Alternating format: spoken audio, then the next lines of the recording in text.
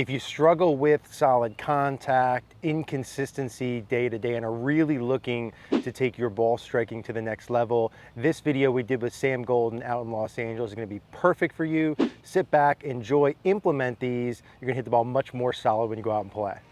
Ultimately, when we all go play, we want to feel good, right? I want to reduce the stress I have when I go play and increase my focus. And that's exactly what Canopy can help you do. If you're like most golfers I work with, it's really hard to go a full 5-6 hours in the course or even a 1-hour practice session swinging the club and not feeling some aches and pains. The tincture is one of the 3 options that they have that I absolutely love.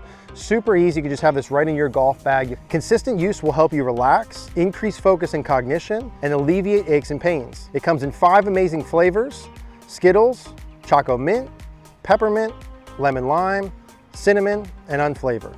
Listen, if you haven't used CBD before, or you're skeptical, you're not sure, I get it, I was as well. But this thing is completely safe. It's precision dosed, third-party tested, and it tastes really good. If you're interested in Canopy and you want to purchase some, down below, see the link in the description and use code Cogorno20 for 20% off. And so what I'd like to start out with here in a minute is let's just talk about SquareToSquare and kind of the ideas behind it. And then in this video in particular, if we talk about the setup and the backswing pieces, and then maybe in the next one, we'll kind of cover the downswing follow through. So okay, sure. Let's start with SquareToSquare. What's the general idea here behind all this? Yeah, the general idea is that we're trying to get set up in a position that allows for solid contact or sweet spot contact. And then throughout the swing, we don't want to mess that up. So I just mean by that, if I'm setting up with the club in a position that allows for sweet spot contact, I would need the club to be in position where the ball could touch the 3rd or maybe 4th groove. So here at address with the shaft vertical, it's touching like the 2nd groove. That's not the sweet spot, right? Gotcha, okay. So I want to lean it in position so that it could touch the 3rd or 4th groove. So now that's impact, that's ideal impact. So I'm just going to build my setup around ideal impact.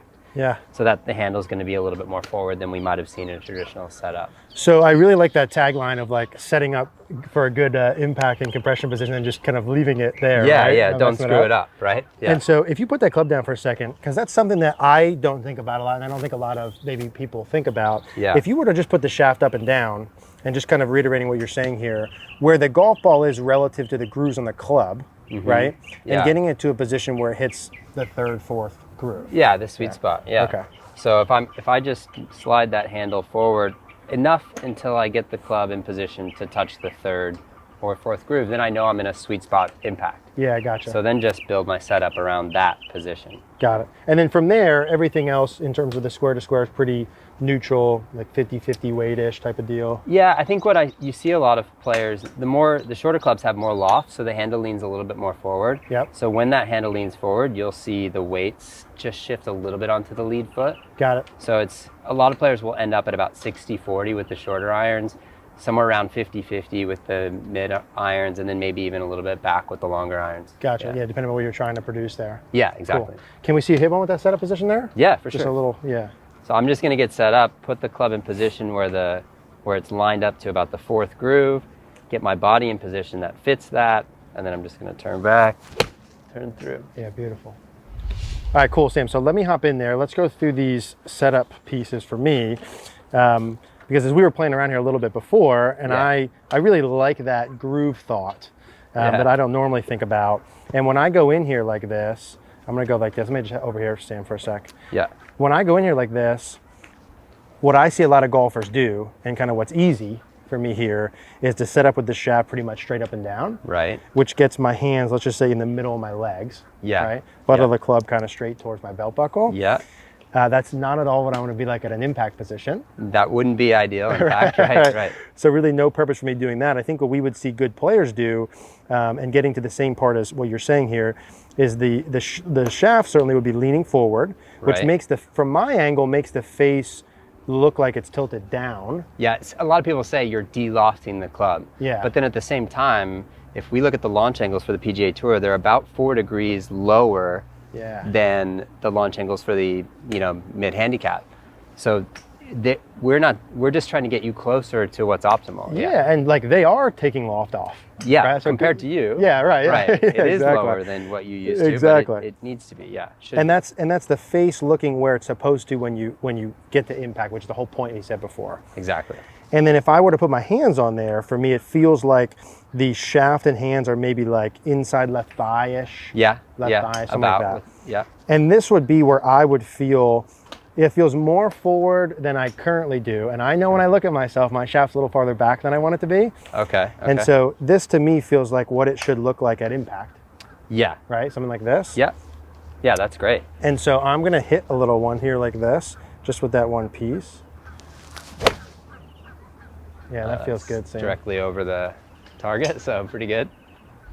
All right, Sam, so setup pieces there, love that. That felt better for me than normal. Let's flip-flop spots and let's talk, assuming someone gets those setup pieces in there, right? Sure. What are the top 1, 2, 3 things during the backswing? What are we trying to do during the backswing with the square to square? Yeah, so ideally, if we've already identified where we want to be at impact, and we know that's like the optimal place to be at impact, we just don't want to do anything that would take us too far away from that. Yeah. So if I set up and I've got my hands in that position at impact and I feel like, okay, this is where I want to be again, if I start hinging my wrists up or rolling the club back, opening the face a ton, now if I look back where that would be at impact, it's really far off. So I'd have to unhinge and roll to get the face square again. So we're not going to do any of that. Yep. We're going to keep this structure, these impact alignments intact as we turn back. And we're just going to feel like our upper body or upper torso does the turning. Awesome. So we set for the impact alignment and then we turn back with the body. And you'll see that the club face hasn't rotated in any way. It's still very square to the arc. Yeah. My hands are in the same position they were in at address. I've just turned my body back. Yeah. So now coming back, eventually we'll talk about impact, I'm sure. Yeah, yeah. But then coming back down, I don't have to do anything manipulation-wise to get the club back into that impact position. And so as a checkpoint, and I'm a big like repeat what you say type of thing a million times. Yeah, yeah. As a checkpoint, if you could do that one more time, Sam. Sure. And from the setup position and get us to maybe first parallel here during the takeaway. So from here to there, I think a couple of things, if someone were to watch themselves, hey, am I doing this right or not?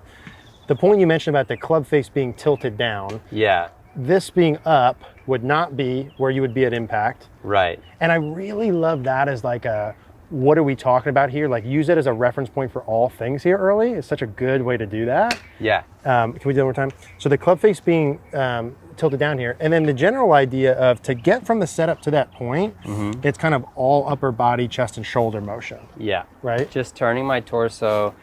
The hips are going to turn naturally to respond to that action. Yeah. But you don't have to think, move my hip in this way to get the torso to turn. Yeah. So just setting at address, turning back, and once I'm here, I mean, there's a lot of different things you could say about this, and you know how low the lead shoulder is and things like that, or if you're in your spine tilt.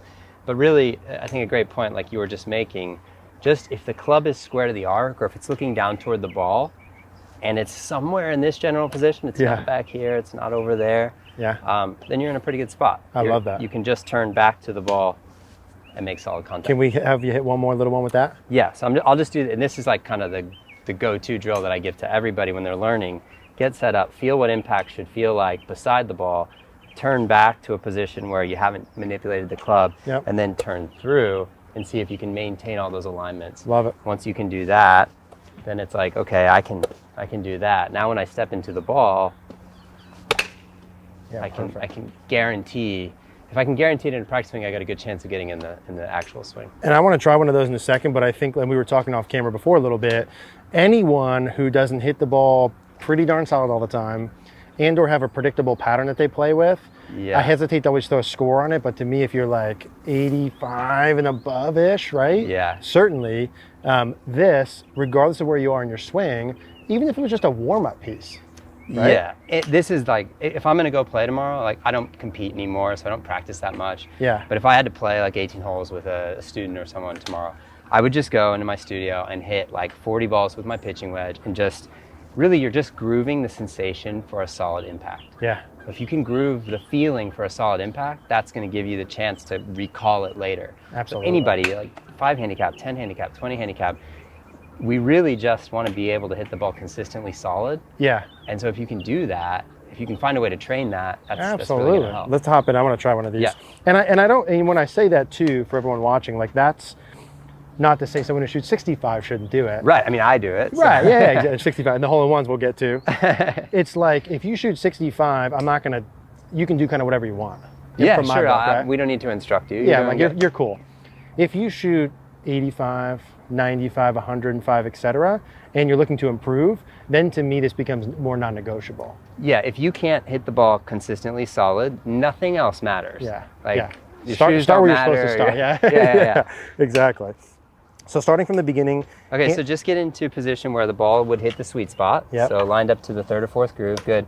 And then when you turn back, we're just gonna feel that the hands and arms stay kind of passive. The upper body turns you back to there. Yep, gotcha. So now, what's really cool about this is most amateurs don't turn enough. This guarantees that you've made a huge turn. Yeah. You're almost to 90 degrees at waist high. Yeah. It's awesome. And then you're just gonna feel the left shoulder turn through, and that's your finished position. Yeah. I just think staying square the whole time. What's so simple that I don't think about that way is getting the ball onto the sweet spot of the darn club at setup. It's such a good visual. Yeah. Like, absolutely. Yeah, I love that a lot. Okay, so ball in the sweet spot for me feels like my handle's kind of inside left thigh. Good. I'm feeling kind of more shoulder turn to here, no arms and hands. Yeah. I'm going to go longer than that, I'm sure, but I'm going to... Most likely. Yeah. I'll do a little short one here first. Feeling like I'm setting my impact kind of where the ball and club should be and keeping that. Don't keep that where that is. Yeah, that feels really good. Really awesome. It like we got into it a little bit there but on the backswing, but it forces you to turn the body really well through, because if you were to stop at any time, all that stuff that you set up that was so good at address would all collapse and fall apart. Yeah, So 100%. It guarantees you're going to make a good turn on the backswing, good turn on the through swing. And what I really like about it too, and then when I dig in more in a minute with 1 or 2 more backswing pieces, is by focusing on 1 or 2 or 3 biggies, right? Yeah. Like the queen bee, I heard another thing, you can knock out a bunch of other that can come up. Yeah. Right? Yeah. And that being a big one. So let's pause for a second and let's talk about 1 or 2 other pieces about the backswing. Okay, cool. All right, Sam, so let's say someone hopped in, they get the ball in the sweet spot at address. I'm stealing that from now on. They get the early phases of the takeaway correct, right? The face stays relatively square to the arc, Right. and then the upper body is kind of controlling the beginning pieces. Is there another 1 or 2 pieces from there on that could be important? Yes, I think the big thing to watch out for is our natural tendency to just lift the arms and use the hands the rest of the way. Gotcha. I don't know why, but it just subconsciously feels like, okay, I've done that a little bit. Now I'm going to get this thing in back of my hands. Yeah. I see that a lot from players. Just getting to here, they can get there really good, and then they'll quickly lift their hands and arms. So if we can just remember that it's trying to keep all the alignments we set at address as long as possible or as close as possible so that we don't have to do a lot of work coming back down. So that just means I was set up here at address with for me, a pitching wedge, it sets my weight a little bit forward because I've set the handle forward. So when I go back, I don't want to have my weight shift a bunch off the ball because then I'd have to move a bunch coming back in. So one thing is that my weight would stay more centered. So or not necessarily centered, but close to where it was at address. Yep. As I turn back. And then as I'm going back, just being conscious that if that club face is still relatively square to the arc, it's going to be a lot easier to deliver it back square to the arc. Yeah. So I would definitely recommend anybody who's like getting past this phase, when you start going to longer backswings, left arm parallel to the ground or shoulder height for the hands is a really good checkpoint where most people can still keep all those alignments intact. And if you're in those alignments there and you turn through, really good rotation to impact, you're gonna smash it. Yeah. So like you don't need to swing much further back than that. I'm very glad you said that. And I was gonna hop in there right after. That was beautiful. You're a professional at this. Is when you come back here, let's flip flop spots for one more second. So when I come back here and do this, again, tying everything back into kind of what am I looking for at impact to hit it solid? Let me make this as simple as possible and keep as much of that as possible. When I go back, if I do keep let's say I set it here, and I keep the club face more square to the arc, we'll say tilted down here. Yeah. And kind of, I always say like more towards the camera, like. Absolutely. Yeah. Kind of That's just the more one that I use too, yeah. That is gonna make the loft on the club be where like good ball strikers are. Yeah. And so I bet a lot of people, like I've got a 9-iron. My 9-iron, let's say hit 150, right? When I take this and I actually have the face square in the loft, I could probably hit it. I bet people would hit it farther. They will absolutely hit it farther with a 3/4 swing this way than they would if they opened it, came through and cut underneath it a little bit. And it's not the length of swing, it's the loft and the face angle. It's the loft, the impact alignments, are they in a good structure powerfully, and then how much turn did we have? So by starting it with the turn in the backswing, we created all of this turn. And I've got a full 90-degree shoulder turn when my hands are at shoulder height. Yep. So I'm home. You're good. I'm done. Yeah, I now love I can that, dude. I love repeat that. on the way through and Let me do really one with smash that. balls. And I really like my little adjustment I'm making here with the face in the sweet spot that is fully stolen. I'm feeling my shoulders early, the face kind of staying pointed at the ball, down towards the ground I like, and then kind of continuing to turn, keeping the face more square. I like that sensation you mentioned, more or less keeping the face at the ball longer, even all the way up to the top. Yeah, right? it really conceptually, it works, even if it's not fully happening. Yeah, the feel of it. Yeah. I like that a lot. And the other thing I like a lot, Sam, too, is like as we work through here, there's a lot of different, I'm gonna hit one or two, there's a lot of different golfers and swings. 80, 85, 90% of people have a face that's too open who struggle. Yeah. Right? Too open and too lofted. So too lofted. Pointed to the right, if you're a right-hand golfer, pointed to the right and too high. So like do this, exaggerate it Yeah. to the point where like make your new problem, you're hitting some hooks left. Yeah. Right? Like solid contact. Pure, solid, low launching, boring draws. Like Yeah. who doesn't want that? Like, That would be a good new problem. Blister some draws and then, you know, we'll talk if that becomes too much of an Yeah, that's issue. right. So ball in the sweet spot, shoulders early, face staying at the ball. That's kind of what I'm beautiful. feeling. That's great. Yeah, and those all feel really good That's for so me. solid. So you should start seeing the ball launch lower, and with Yeah. if anything, with the shorter club, should have a little bit of a draw tendency. Cool. And that's all geometry why that is, but that's what you should see if you're doing this properly. If they're still going right, you're opening the face. Yeah, I love it. Love it. Perfect. Awesome. If you want to learn more about this, go ahead right now and watch one of these two or both of these two videos on the screen. Really going to help you out. I know that you'll really like it. If you guys did like this video, do us a favor, click the like button down below. That helps us out. Click the notification bell and please subscribe. Thank you guys for watching.